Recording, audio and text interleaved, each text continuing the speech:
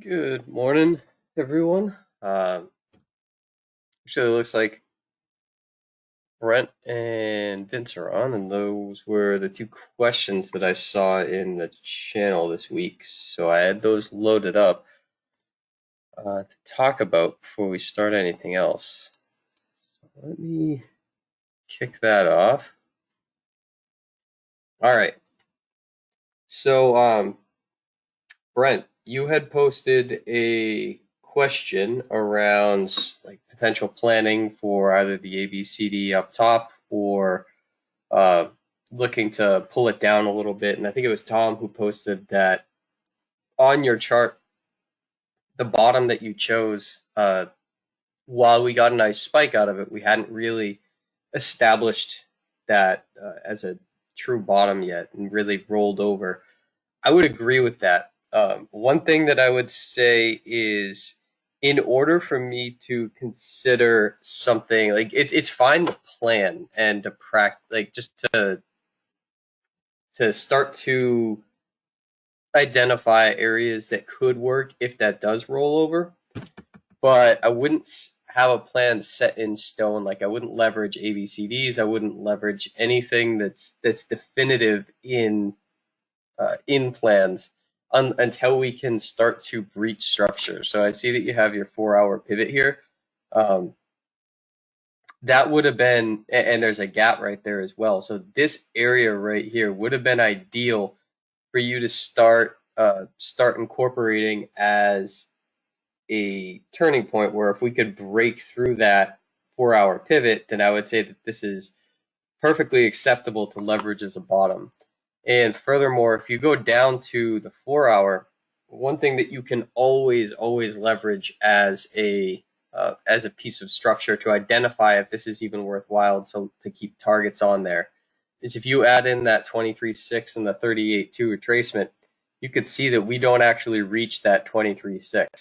Now, for me, those are like minimum viable candidates for identifying whether or not we've rolled over enough to consider this a turn like a an anchor bottom or kind of the low or the high of one of our fibs. Uh, all that said, if you take a look at where you were planning, this bottom here with the 78.6, uh, this fib is perfectly fine. If you look at what we've got mapped out here, where the negative 23.6 and the negative 61.8 kind of work themselves together, if we take that off, the bottom at the very least, given that we've got this little bit of consolidation, potentially even a little mini supply zone, pair that with this little pop right here, and we'll just readjust. So we've got, want to make sure we capture that, and we'll leverage kind of the bottom here. We've now got, because if you break out of the bottom of this change control zone, there's clearly a desire to get lower. But at the very least, you now give yourself opportunity where you could look long here with a stop loss below here. You could look long here with the stop loss below here. I wouldn't look long at the bottom, but you kind of give yourself that same long bias off of those, like where those completions were, just based off of structure. And then the short that you had up here around that ABCD, that's so far away at this point where if this held, then that's one thing, if this trend line held, or now we give ourselves a deeper retracement where if we fill down to the 78.6, our ABCD is now a little higher with kind of formulating again at the top of the zone. So you give yourself another little bit of maybe enter at the top of the zone with a stop loss above the ABCD completion, or we enter short at the ABCD with a deeper stop above that 61.8 in the structure up to the upside. But again, this isn't definitive. But what this gives me is planning opportunity, because instead of leveraging a bottom that's kind of already filled and I think might work, and I'm leveraging two plans off of it, I'm now just giving myself, here's my plan, and then if we do fill here, then we've got another plan much further away, but this hasn't happened yet. So I'm not formulating two plans based off of one anchor that hasn't quite formulated yet. One is still solid regardless. The other fills if that works. And then if we roll over here, then that still works out fine, because we can leverage the 61.8. And then if you look at that, and we kind of turn over, fill up here, then those like that plan that you had with the negative 20, or with the profit target completions lining up with the 78.6, that still works. And that gives you that fib structure is still clean. And then you could see where that 61.8 is. So it all lines up with structure. But again, this is an if, not a this has already happened, and I'm not relying my plan off of something that hasn't quite bottomed out yet. So I would agree with Tom's assessment that it's a necessity in order to have definitive plans. It's a necessity to make sure that that structure is breached, and that bottom is a true bottom and doesn't have other ideas. The rest of your planning I thought looked great. I just wanted to highlight that one quick point, because I don't necessarily think that you were wrong in your planning. I just think that it's something you need to take into consideration, and maybe you did, and maybe I just didn't get the full. I read it rather quickly. I didn't get the full. Maybe I didn't get the full explanation or idea that you had behind it. But I don't know. I hope that adds to what Tom had said, and that sheds a little bit of new light on how you should be leveraging this type of planning. I don't know. I see you're on. Does that help? Yeah, that's perfect. I actually kind of agree too. I like your point. I was just trying to practice using fibs in a little bit different way after your last webinar, trying to use more of like the ABCD, and I just was kind of out of my element of how I've used to be using fibs. So just kind of practicing, changing it up a little bit. So yeah. And that's good. There's absolutely nothing wrong with that. It's just with fibs, since it is a pattern recognition, and it's as some have said, a self-fulfilling prophecy. If you're going to leverage the advanced stuff like the ABCD and the high to high, low to low, you want to make sure that you're leveraging the appropriate times for it. And not that this isn't an appropriate time for it. It looks like a lot's lining up for it to be, but you want to make sure that that fib has solidified itself, or that anchor has solidified itself off of some important structure, just so that you have, a set piece that you're working off of. But other than that, I thought your planning looked great, and not even other than that. I mean, I thought that was a good approach. Just a little bit of tweaking. Now, Awesome. Thank you. no problem. Now moving on to Vince's question. So you were playing around with different anchors, working towards the 61.8 for both. And then the 50 for the longer fib. I don't, again, disagree with the approach of playing with different anchors to see, especially with things that have already completed, and you're looking towards like extensions.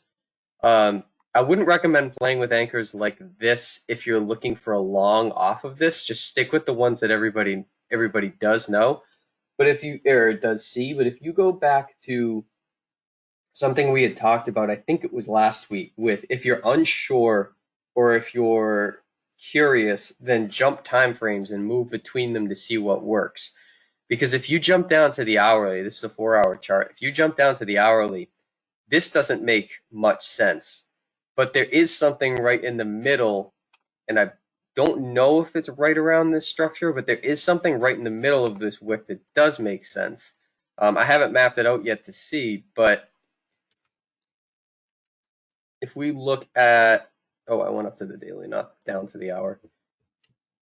If we look at what's happening here, and so that doesn't map up with this, but if we look at what's happening here, starting at this candle on the hourly, that kind of like right in the middle of the price action, that doesn't make a ton of sense.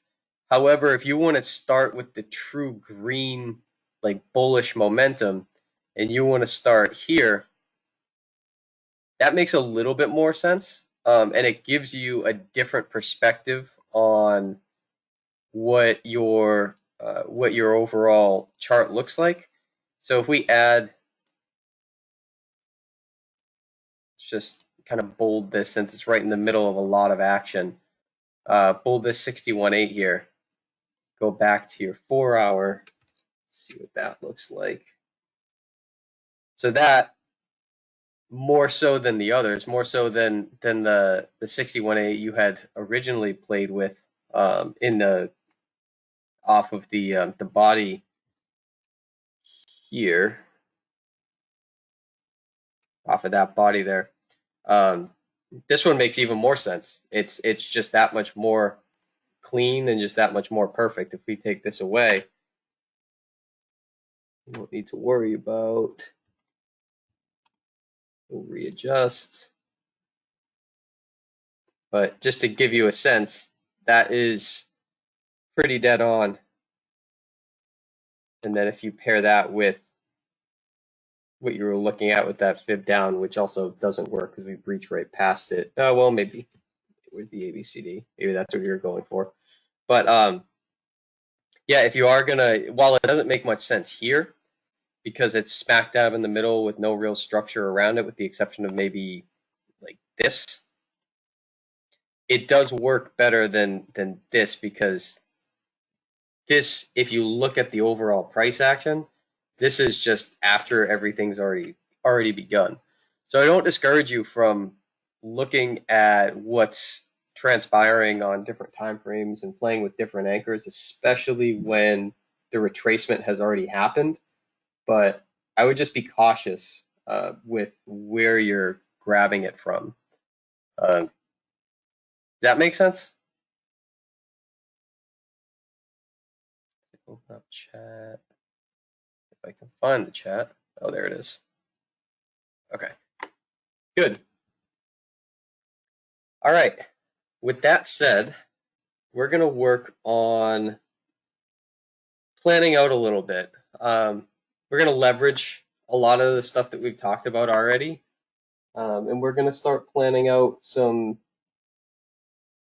bi-directional stuff on the dollar CAD. Before we move on to anything else, I want to just spend another week on how fibs line up and how validate, like, and start to breach into the topic of validating fibs and what that means and why that works. But it kind of goes along with the conversation we just had about playing with fibs off of different things. So we'll get started with that. So you can see I've drawn out a little channel, some of the major support and resistance off of higher time frame chart, and the first fib on within this channel that really kind of showcases itself and makes sense. So last week we started talking about building out a zone and whittling it down. This is the zone that's formulated here off of this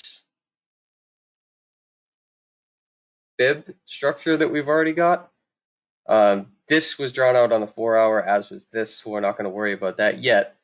But if you look at what's happening here, just off of the higher time frame stuff, off of the channel that we've got and off of the fibs, there are two things that make sense. right? There's a short here somewhere along, and really we can get rid of this because that's no longer relevant. So it's really a short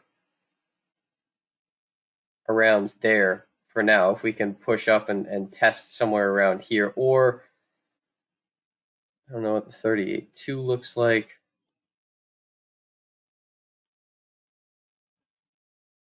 Into the right. So, or if we just kind of fall a little bit more and come back up, but that's a ways down the road. So we're going to get rid of the 38.2.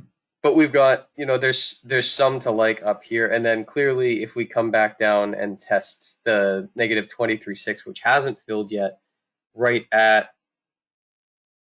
somewhere around the trend line, but that's unlikely because of how far away we are and because the trend line's already crossing the negative 23.6. So this gets into the whole thing about, well, now let's start to build out some additional structure. Now, we've got enough distance, and when I was talking about distance, last week, we've now got enough distance here between the negative 23.6 and the 61.8 because of how much this moved in the short window, that the ABCD would likely fall within that. So this was a clean retracement on the way back up. So if we clear off all of this and we just focus on that 161.8, the 161.8 now sits right here. The ABCDs right around that price level too. Now, this doesn't give us the perfectly stacked opportunity that we would ideally have. So we're going to adjust this because it is still a little bit of a zone. We'll build out some structure here with these. Let's lighten them a little.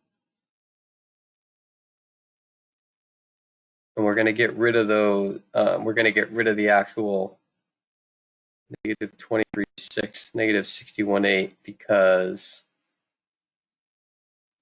they take away from what we're trying to highlight. So now we've got two pretty small zones, a little bit more precise on each, and you can see how much that already benefits us from looking at a precision entry standpoint. If we look at what's transpired here, you see there's kind of a channel within the channel, and it would be interesting to see. I haven't done any of this, so bear with me. Well, from here forward, I haven't done any of this. So this is one of those things where, Brent, we had been talking about leveraging fibs that may or may not have already proven to have a top or a bottom. This is one of those cases. We're right at the 78.6, and if we pull this up, I don't know where our ABCD is going to fall. So our ABCD falls stacked right on top of it because it is, similar fib structure. So if this holds, then this adds another piece of context to that 161.8 right there, or to that structure that we already had, because that's where this ABCD sits. However, we don't know, and that also lends itself to up here, our short falls right in the middle of this profit target zone, and depending on the retracement, this is planning well far in advance. Depending on the retracement, if it's deep, could give us another option up there. That's not something I want to map out. Neither is this. I just want to highlight that the option is there. Because what we want to do is we want to stick with definitives. So if we look at this overall structure and this overall move, we've got, let me just open up Notepad so that I can save this off as we're going.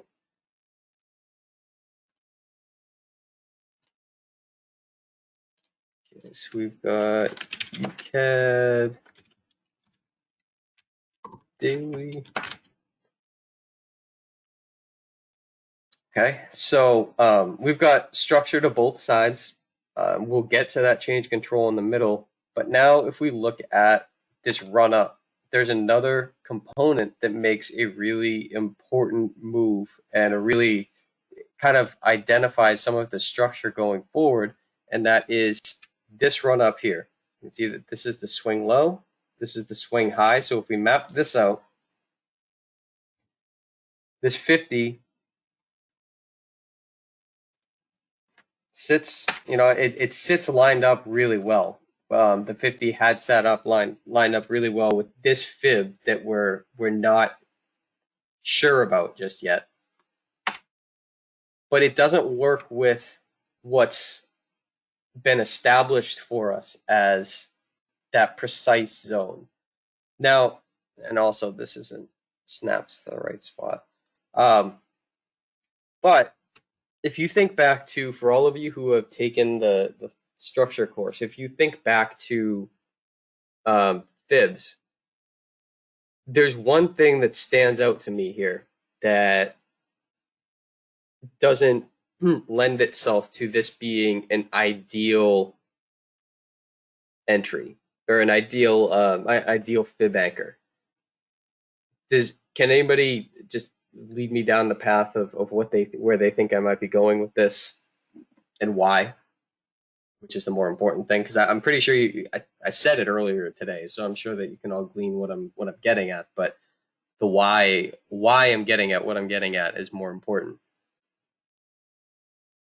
Hey, can you say that again? Because my sound kind of so faded. There's a particular reason why looking at this swing, this anchor to me doesn't make much sense. It works with the prospective fibs, but it doesn't work with what we've already got as a precise zone. And there's, in my eyes, a reason for that. I haven't done anything else with this, but if you think back to the 4X structure course, there's something in regard to fibs. It's a process that I would go through in this capacity. I'm sure you all know what that is, but I would be curious to see who knows why that process, first of all, what that process is, but more importantly, why that process would make sense here.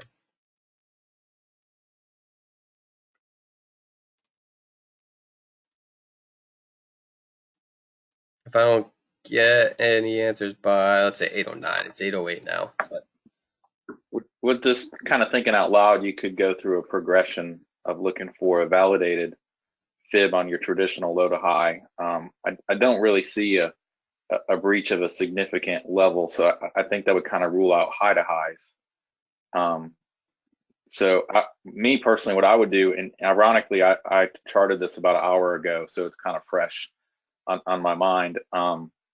But you'd go through a progression of validated fibs and then kind of come up with a determination from there.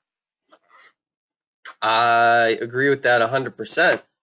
Now, looking at the chart, let's go even up to like the higher time frame. Is there any particular reason why?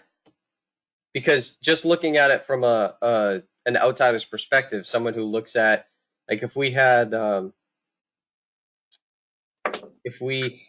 here, I think I can undo that afterwards. If we just had this and someone were to map this out, there's absolutely nothing wrong with that. It looks perfectly fine. So, come on, exit out. Why? There we go. Okay. So, knowing that and seeing nothing else on the chart, is why fib validation? Why running through that progression? A couple of reasons for me, and on this particular view, I did it on the weekly first. Two things that you haven't gotten to yet. One, I have a trend line from that top peak going down to where you have that 78. Nope, the next one over. Oh, I had that, and yeah. So I left that one on my chart. The other one that you just initially did, I took that off. So I put that there. okay. But then also from that same top, I did a high to low fib, just because I wanted to see where it might be heading if it wanted to breach further down. And don't get a real clean On my daily, I didn't. On the weekly, it looks like you get a cleaner one. So I've actually left that fib on my chart for now. Okay. Neither But then is wrong. Sorry, go ahead. well, one other question: if you zoom in a little further, from where you've got that your last high to low, and it kisses a 78 nicely, could you validate and start another fib on that 78 retracement? Yeah, from there. You could. And so I actually, okay. Yep, you could. Because that lines up a little bit more to that 1.33, maybe not for a swing trader, but certainly from a binary standpoint, that's something that would be of interest to me. Okay. Yeah, that's all. Those are all good highlights, and they're all correct. I don't sense I answered your question though, the one you're looking for. You did. You answered my question. Okay. I'm glad, and you were not wrong. But it's for the sheer and very simple fact that, and it more goes to this one, even though it wasn't super precise. It's really this level that I was focused on right here, where even if you get rid of this, you don't want typically to start a fib unless it's like truly definitive. This is kind of in the middle of that higher time frame price action, and there's strong structure right here. And then this is also not clean from the gram perspective, and this is like also just like a little blip. It's not major structure. This was a turning point. This was, we break above this, we test this, 6 or 7 times, and then we take off. So even without that fib completion right here, which highlighted that level perfectly, this is unclean. This is just a middle of price action. I am going to decide to turn around now. So that's the market kind of doing whatever it wants. I don't like that. When I'm plotting out fibs, I do not like that. So what I want coming out of fibs like that, or coming out of movement like that, is I want some coming out of some level of structure. And so I don't need to validate. When you said validate the or go through a process of validation, I don't disagree with that, but I don't want to validate this whole thing because I want to capture. This is still a swing. This is still me trying to capture the larger scale move. So what I want to do is just validate until I get my first major, or to get my first super clean test. So whether that's here, whether that's here, whether that's here, I don't care. I just want to capture as much of this move cleanly so that I know that the fibs that I do work with are precise, and that process, and the fib validation worked it in a way that allows me to have those precise entries. So I want to just take this low and finds the first really clean test, and to my delight, actually that's not quite all the way up to the high. To my delight, that's right here.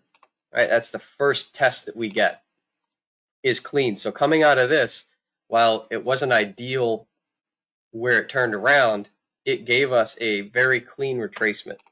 So now if I were to take this and then capture that move, which still gives me the large majority of this move, this bullish momentum, and we look at what that builds out, you could see that the 50 already filled and filled nicely. And then the 61.8 lines up very well with that zone that we've already got and just adds more credence and more structure there. Same with this negative 23.6 and the 161.8 off of this fib, right? So this fib was clean. And depending on how low we get, this could still work as somewhat of a stacked level, given that we have that negative 23.6 there. But we're not going to worry about that just yet, because we could very well dive all the way down a little bit deeper. And right now, if we were to adjust this, that makes our ABCD just a little bit off. But yeah, I wanted to highlight that level of validation still gives us the majority of this move.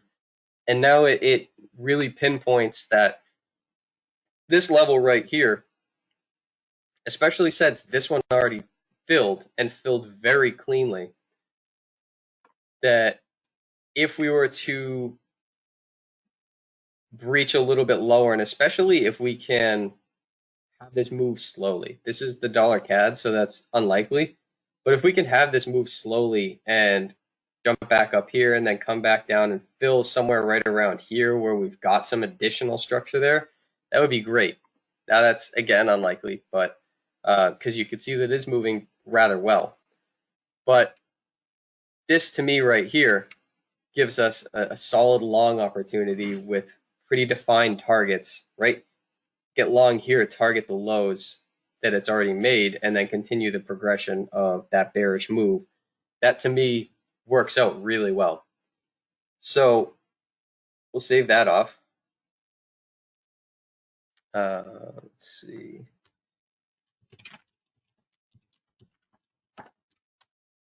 And then with all this known, we've still got some planning that we can do on the lower time frame here. So we've got, contrary to what we just had, we've got a piece of consolidation that you could even draw out like another little change control zone here. We've got a piece of consolidation that works very well. It gives us a nice little range before we just bust above the range. I'm going to get rid of this just so it's not super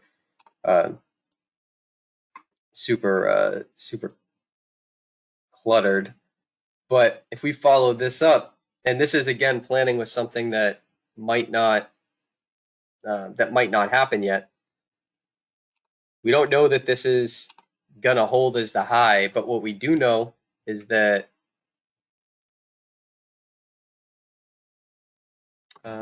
who is here? That's why. This last move, this is a very clean. This one. All right, just having difficulty remembering where all my fibs were. This was a very clean 78.6 test at the high, so we could roll over and get some bearish momentum out of here. And if that's the case, we've got nice, strong trend on the short term, decent fib retracements, and a change control zone right there. So we have a potential long, and then if you look at the potential long where it kind of culminates and completes its movement is right at our other zone that we are looking to go short at. So take that, and then since this is something that what we had talked about with Brent this morning, or with Brent's question, and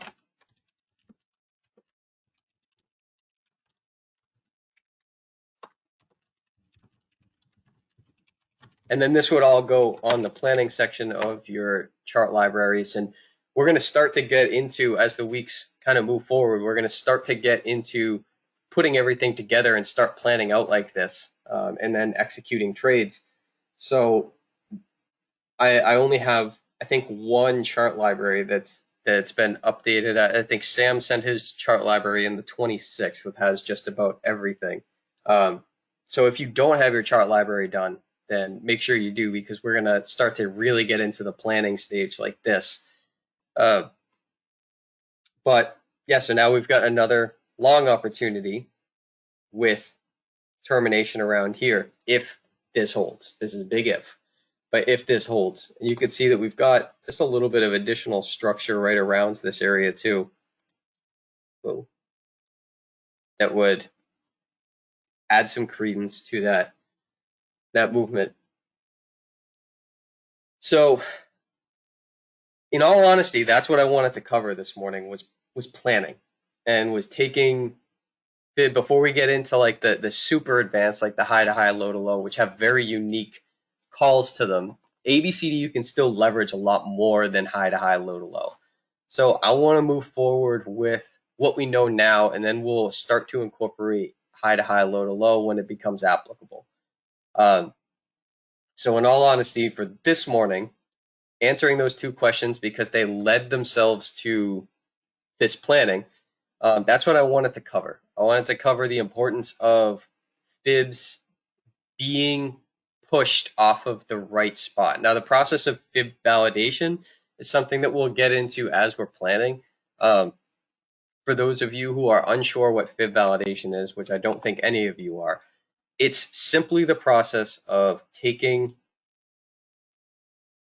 a fib that you're unsure of why it turned around where it did, an anchor that is, and working with the fib structure to give yourself a clean, precise anchor, as we did here. So it can work bearish. If let's say that this wasn't clean, right? Let's say that this let's say that this wasn't clean, right? So let's say that this happened in the middle of nowhere and it turned around right here. I would fib this out so that, and then when we get the 78.6 here, I would use this as my clean anchor. So it is a process of identifying those precise points to use fibs in a planning oriented manner where you're looking for like just a larger, for now we're not going to leverage it on the smaller scale now, but we can, but for now leveraging like the major, like bigger picture planning. But as we get more comfortable with the process of it and identifying what's a clean test and a precise movement, then we'll start to incorporate it on the smaller scale planning. Or just if you're comfortable with fib validation, then go right ahead and do it as is on the lower time frame. But I want to pause. I had it scheduled for another 8 minutes. Other questions? Questions on anything. It doesn't have to be what we talked about today, but questions on anything that we've done thus far, any on your charts or trades you've taken, any confusion around anything. Your homework this week is going to be complete your library and then start planning. Start planning on, just doesn't matter the time frame, but just working around kind of like what we did here on UCAD, where we've got 2 higher time frame plans and this 4-hour plan. But are there any questions? I don't know where my chat went.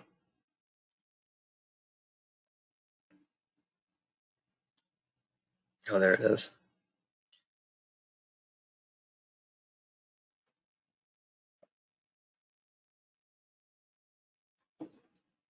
If there are no questions, then I hope you all have a fantastic weekend.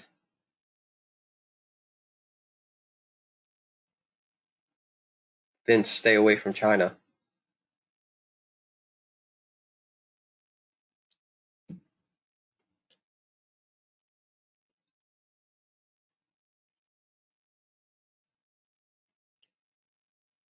I bring a hazmat suit. Are you going anywhere near Wuhan or wherever the coronavirus started? Or are you gonna, because I know it's so big that it's like, oh boy.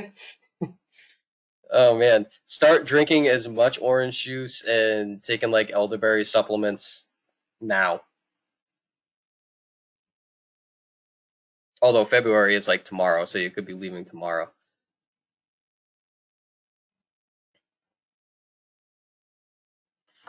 Well, good luck.